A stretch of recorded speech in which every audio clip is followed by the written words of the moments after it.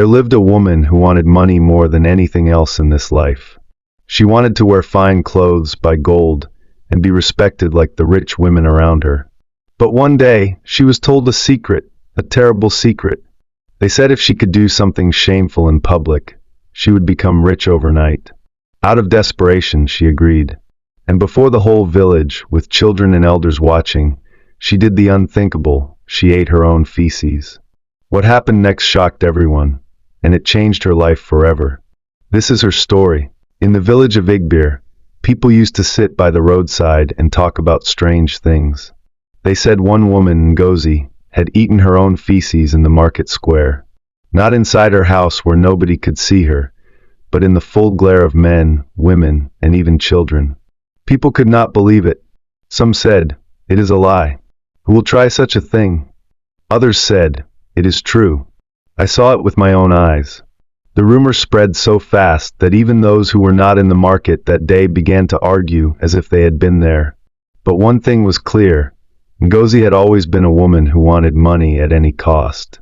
She used to say, "I don't care how it comes, let me just be rich." And now, everybody was whispering, maybe this was the price she had finally paid. Ngozi was not a poor woman, but she was never satisfied. She had a small shop where she sold rice, beans, and palm oil. Her husband, Okoro, was a bricklayer who worked hard, yet money in their house always disappeared fast. Whenever her friends bought new wrappers or gold earrings, Ngozi's heart would burn. She wanted more than food on the table. She wanted big cars, fine houses, and to be called Madam Money. One evening, as she sat outside her shop, she heard some women gossiping. They said, "If you really want to be rich, there are ways. Some people go to spiritualists. Some do abominations." Ngozi pretended not to listen, but her mind grabbed those words like a hawk catching a chick. From that day, her hunger for quick money grew stronger. At night she would tell her husband, "Okoro, we can't continue like this. Other people are moving forward while we are crawling. I want us to be rich by all means." Okoro would laugh and say, "Hard work is the only road. Anything else will bring shame." But Ngozi's heart had already started looking for another road. One late afternoon, Ngozi sat in her shop frowning. She had made only a few sales, and the sun was already going down. As she counted the little money in her hand, her friend Chioma walked in. Chioma was known in the village as someone who always had new clothes, perfumes, and even wigs from the city. People often wondered where she got her money from. Chioma smiled and said, "Ngozi, why are you always complaining? There are faster ways to make money than selling palm oil." Ngozi leaned closer. "Tell me. I am ready for anything." Chioma lowered her voice. "There is one secret. It may sound disgusting, but it works. If you can eat your own feces in public, in the presence of people, your wealth will multiply. Money will never finish in your house again." Ngozi's eyes widened. She almost laughed. "Eat my what? Chioma, are you mad?" But Chioma looked serious. She crossed her arms and said, "You think I am joking? That is the price I paid. That is why I live like this today. People may laugh for one day, but after that, you will be the richest in the whole village." From that moment, Ngozi could not sleep. The words entered her mind and refused to leave. That night, Ngozi lay on her mat, but sleep refused to come. Each time she closed her eyes, she saw the picture in her head, herself squatting in public, people shouting, pointing, laughing, and then bags of money falling from the sky. She shook her head and whispered, "Tufi Aqua, how can I even think of such a thing?" But the thought did not leave her. The next day, as she sold Gary to a customer, she caught herself staring at the money in the woman's hand. She imagined how easy it would be if she did the abomination just once and became rich forever. When Okoro came back from work with his dirty clothes and tired face, Ngozi looked at him and sighed. "So this is the life I will live forever? A husband that struggles daily, and me selling small things?" At night, she turned to Okoro and asked, "If someone tells you there is a way to get rich fast, will you do it?" Okoro frowned. "Ngozi, I don't want to hear such talk again. Quick money brings quick death." She kept quiet, but inside her, the battle continued. Every laugh from Chioma's direction, Every fine dress she saw in the market reminded her of what was waiting for her, if only she could do the unthinkable. By the third night, Ngozi sat outside alone, looking at the stars. She whispered to herself, maybe shame is not forever. Maybe wealth will cover disgrace. And with that thought, she started leaning towards the forbidden act. Ngozi stopped talking about it, but she did not forget. She began to prepare in secret, not with big plans or loud words, only small, careful steps in the night. First, she watched Chioma closely. She would find reasons to pass Chioma's shop and study how Chioma laughed, how she dressed, how she acted when people praised her. Ngozi wanted to learn how to hold herself after shame, how to act like nothing happened. At home, she practiced looking calm in front of the mirror. She forced a smile and tried to laugh as if people admired her. She touched her hair and tried on the idea of fine clothes in her head. She told herself, if I become rich, I must not look like the one who did it. At night, Ngozi also taught herself to be brave. She would stand in the courtyard and bite her lip until it stung just to feel what courage might taste like. She told herself small lies. It is only once. People will forget, and said them until the lies felt easier. She began to carry a small clean cloth in her bag. The cloth was a small plan. If shame came, at least she could wipe and be quick. She kept thinking of her children, of the way their friends pointed at other houses and not theirs. She used that thought to push away disgust. Slowly, the idea stopped being a wild thought and started becoming a plan. Ngozi did not tell anyone. She smiled more, worked the shop better, and saved tiny coins she called beginning money. Every night the coins made her feel nearer to the things she wanted. One evening, as she counted her small savings, the cloth in her bag and the coins in her hand felt heavy with decision. Ngozi breathed deep and nodded to herself. Tomorrow, she whispered, I will see if the price is worth paying. The sun rose hot and bright that morning. Ngozi woke earlier than usual, swept her compound, bathed quickly, and tied her wrapper tightly. Her heart was beating faster than normal, but her face was calm. She cooked for her husband and children, as if nothing was different. Okoro noticed she was unusually quiet, but thought maybe she was tired. He kissed the children goodbye and left for work, carrying his tools. As soon as he left, Ngozi sat on her wooden stool and breathed heavily. She touched the clean cloth inside her bag. Her hands trembled, but she did not remove it. In her mind, she was already at the market square. She could hear people shouting, Ngozi, Ngozi, what are you doing? She could hear the laughter, the insults, the screams of disgust. Her stomach turned, but then another picture replaced it. Bags of rice, piles of wrappers, bundles of crisp naira notes, and a big new house.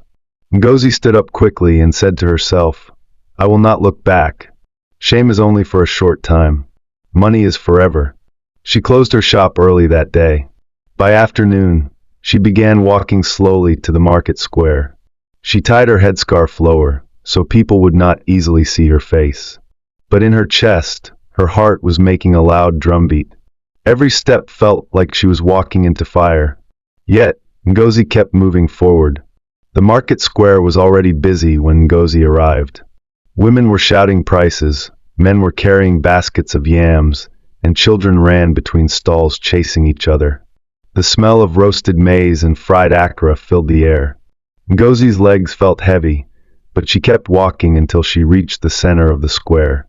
She looked around and saw Chioma at her shop, watching her with a small, knowing smile. Their eyes met for only a moment, but that glance gave Ngozi both courage and fear.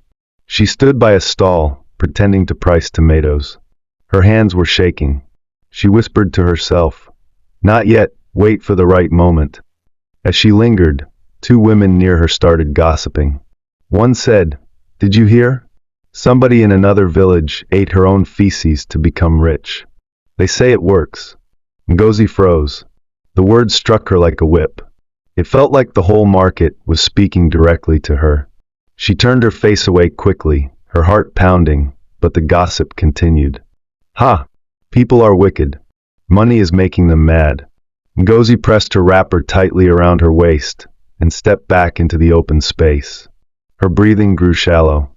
She felt the eyes of strangers already on her, though nobody was truly watching yet. She rubbed her stomach as though steadying herself. In her head, she argued, "If I do it now, my name will spoil, but my pockets will never be empty again. Let them laugh today.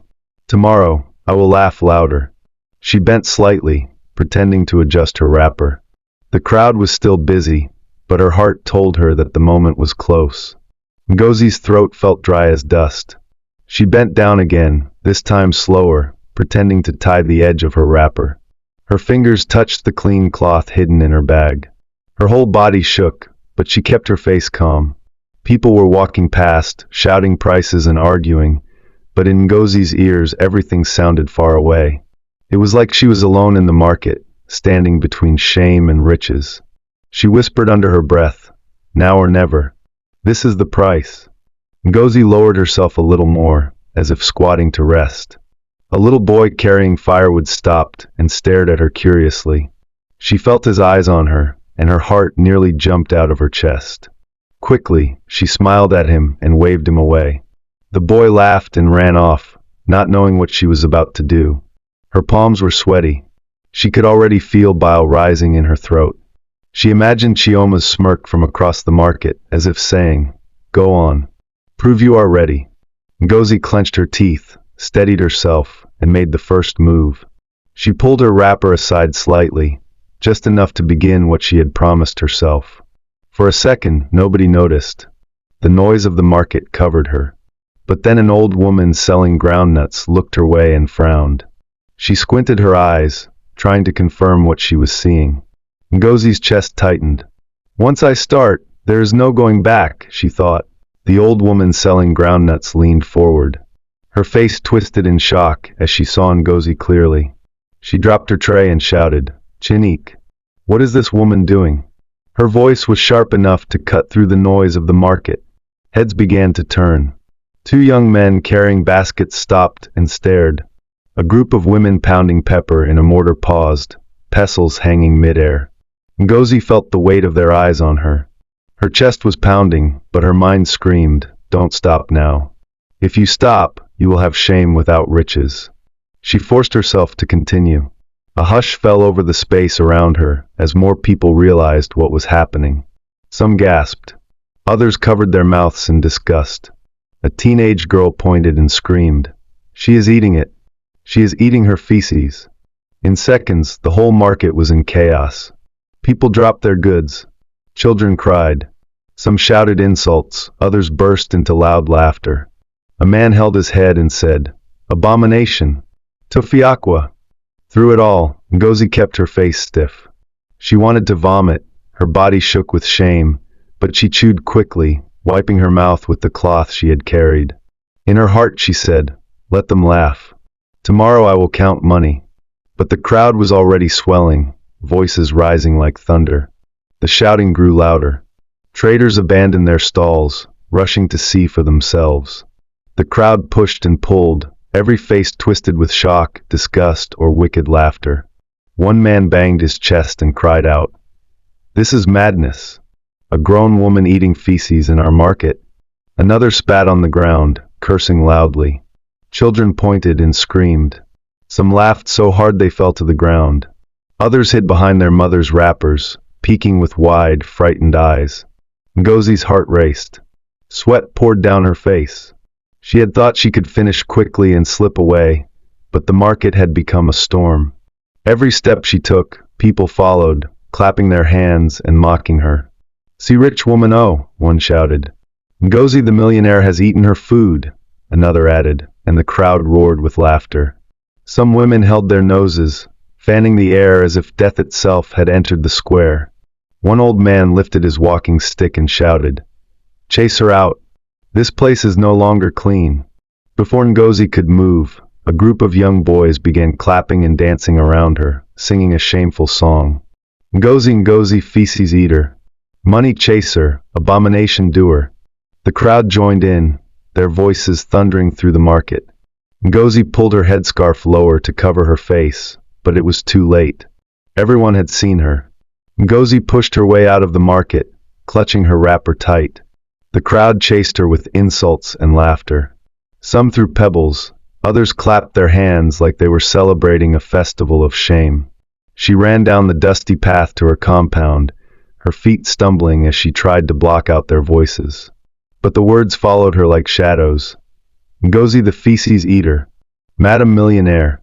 When she reached her gate, she slammed it shut and leaned against it, breathing heavily. The compound was quiet. Her children were playing in the corner, but they stopped and stared at their mother's trembling body. "Ma, what happened?"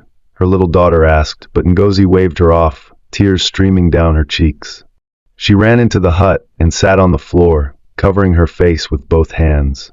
By evening, the story had already reached Okoro at his worksite. His fellow bricklayers shook their heads, whispering. One of them finally told him, "Your wife, she has brought shame. They say she ate her feces in the market today." Okoro dropped his shovel in shock. "What nonsense are you saying?" But the men swore it was true. He rushed home, sweat pouring down his face, his heart heavy with fear and anger. When he entered the compound, his children were quiet, their eyes wide. He found Ngozi still sitting on the floor, her wrapper untidy, her face swollen from crying. Okoro stood over her, his voice shaking. "Ngozi, tell me it is a lie." But she could not lift her head.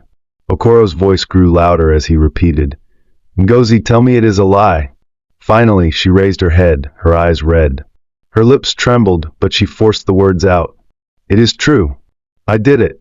Okoro staggered back like someone had slapped him. His chest rose and fell. "Chinik, Ngozi, have you gone mad? In front of the whole market? Why?" Tears spilled down her cheeks. She wiped them with shaky hands. "I was tired, Okoro. Tired of poverty. Tired of watching others live well while we suffer. They said this was the price for wealth. I did it for us." Okoro's face darkened. He held his head with both hands. "For us? For us you chose shame? Do you know how the children will be mocked? Do you know how I will face the men at work tomorrow?" Ngozi tried to crawl closer to him. She grabbed his trousers, her voice desperate. "They laughed today, yes, but tomorrow money will come. We will be rich, Okoro. Let them talk now. We will laugh last." But Okoro pushed her hands away. His voice cracked. "Even if money comes, will it wash away this disgrace? Will it clean the memory from people's eyes?" Silence filled the hut. Only the sound of Ngozi's sobs echoed against the mud walls. Outside, children in the street were already singing a new song, mocking her name. Their high voices pierced the compound like arrows. Okoro's shoulders slumped. He turned away from his wife and muttered, "Ngozi, you have destroyed us." By the next morning, the whole village knew.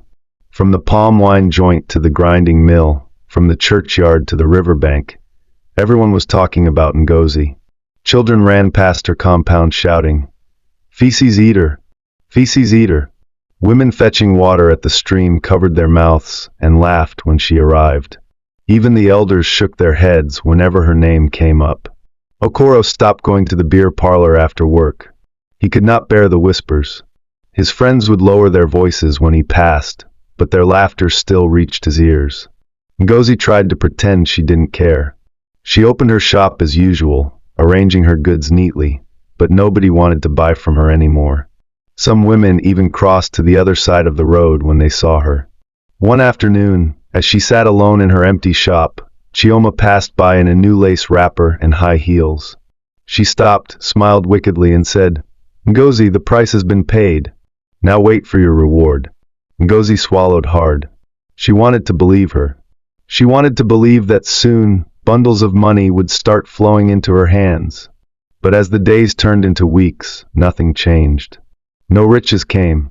Only shame grew bigger, spreading like wildfire through the village. Ngozi began to wonder if she had been fooled. One hot afternoon, after another day of empty sales, Ngozi could no longer hold herself. She tied her wrapper tight and marched straight to Chioma's shop. Chioma was sitting comfortably, eating fried meat and fanning herself. When she saw Ngozi, she smiled like she had been expecting her. Ngozi's voice shook with anger. "Chioma, you told me if I did it, money would come. You said shame would last one day, and then riches would cover it. Look at me. Look at my shop. Look at how the whole village mocks me. Where is the wealth you promised? Chioma chewed slowly and licked her fingers before answering. Ngozi, patience. Do you think it happens overnight? You must endure the mockery. Money will come in time. Ngozi's eyes filled with tears. It has been weeks, Chioma.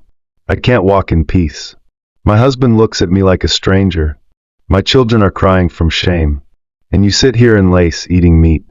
Tell me the truth. Did you lie to me? Chioma leaned closer, her smile fading. Her voice dropped low. Ngozi, not everyone's destiny is the same. Some people pay the price and receive. Others pay, and their hands remain empty. You must pray your sacrifice was accepted. Ngozi staggered back, her heart sinking. So you mean I may have disgraced myself for nothing? Chioma only shrugged, her eyes cold. That is the risk you chose. Ngozi's legs grew weak. She stumbled out of the shop, her world crashing around her. Ngozi walked back home slowly, her feet dragging through the dust. The sun was hot, but her body felt cold. Chioma's words rang in her head. Some pay, and their hands remain empty. When she entered her compound, her children were playing quietly.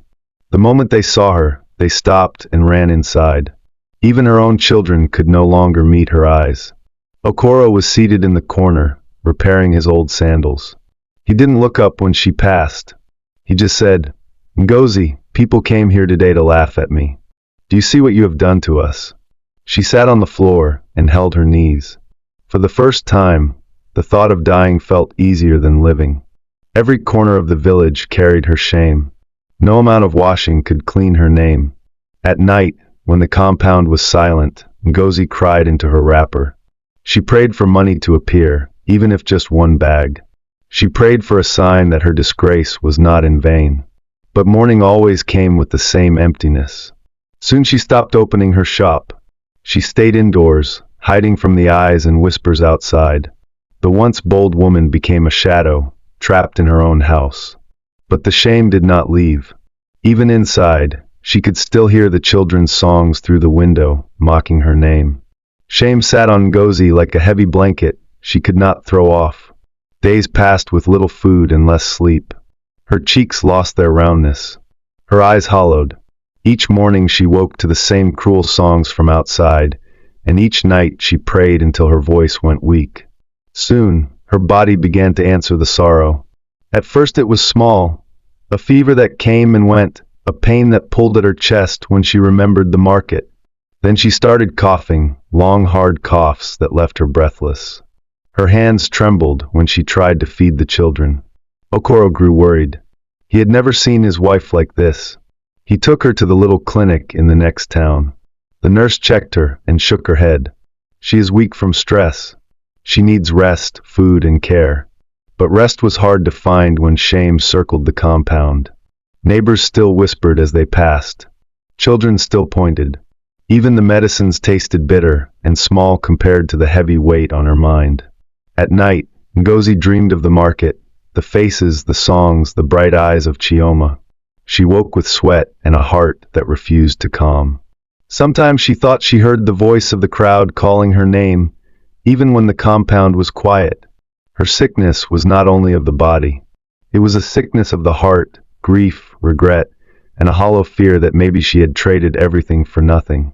Okoro sat by her bed with a face that had lost its anger and gained worry. He held her hand and whispered, "We will find help. We will get through this." Ngozi tried to believe him. She wanted to, but deep inside, she felt lesser than before, less brave, less proud, less of the woman she once knew. One morning, after another night of fever and bad dreams, Ngozi sat up on her mat. Her body was weak, but her eyes carried a new fire. She whispered to herself, "I cannot die like this. I must try to repair my name." She tied her wrapper slowly and stepped outside. The sun was just rising, and the air was cool. Neighbors who saw her paused, surprised that she had come out after so many weeks of hiding. Instead of avoiding their stares, Ngozi walked to the stream where the women usually gathered. Her steps were shaky, but she kept going. When she arrived, silence fell. Buckets clattered against the ground as the women stared. Ngozi raised her voice, though it trembled. "I know you all hate me. I know you call me abomination. but I am still your sister. I made a foolish choice because I was desperate for money. I was wrong. I asked for forgiveness. Some women hissed and turned their faces. Others muttered, "Forgiveness cannot wipe what we saw with our eyes." Ngozi knelt by the water, scooping it with her hands and pouring it over her head. "Let the shame wash away," she cried. "Even if you don't forgive me, I will forgive myself. I will work with my hands again. I will rise." The women watched in silence. Some shook their heads, others softened a little, but no one spoke. When Ngozi stood up, her wrapper dripping wet, she felt lighter, not free from shame, but stronger against it. For the first time since that terrible day, she had faced the people herself instead of hiding. She walked home slowly, whispering, "I will build again. Even if they laugh, I will build again." The next day, Ngozi opened her shop again. Her hands shook as she arranged the bags of rice and bottles of palm oil, but she refused to close the door this time. At first, people only passed by, their eyes darting but their feet refusing to stop. Some whispered to one another and laughed as they went. A few even spat on the ground in front of her shop. But Ngozi sat on her stool, back straight, eyes steady. When a child mocked her, she ignored it. When a woman hissed, she smiled politely. She told herself, "I will not run again. If shame wants to stay, let it stay. I will stay too." Days turned into weeks. Slowly, one or two brave customers returned. At first, they came in secret, looking around to be sure nobody saw them. Later, they came openly saying, "Her rice is clean. Her palm oil is good. Business is business." Okoro noticed the change. He began helping her in the evenings, carrying bags for her and sitting beside her as a quiet shield against the insults. Though his heart still ached, he saw his wife's effort and softened towards her. Ngozi started saving again, little by little. Not with dreams of sudden riches this time, but with patience. She began greeting neighbors with humility, even those who mocked her. Some ignored her, but others started answering back. Her name was still stained, but her spirit was not broken. She told herself daily, "I cannot undo the past, but I can build the future." Months passed, and the laughter around Ngozi's name began to fade. Not fully, but enough for her to breathe again. People saw that she was not hiding, not begging, not giving up. She worked her shop every day, rain or shine, and carried herself with quiet strength. One market day, a trader from the city stopped by her stall. He was looking for clean palm oil in large quantity, and someone pointed him to Ngozi. At first, he hesitated when he heard her name, but her goods were the best he had seen. He bought 10 kegs at once and promised to return. That single sale brought her more profit than she had seen in months. Word spread that her goods were trustworthy. Slowly, more customers came, not caring about the past. Some even said, "Yes, she made a mistake, but her shop is the most honest in the village." For the first time in a long while, Ngozi felt her heart lift.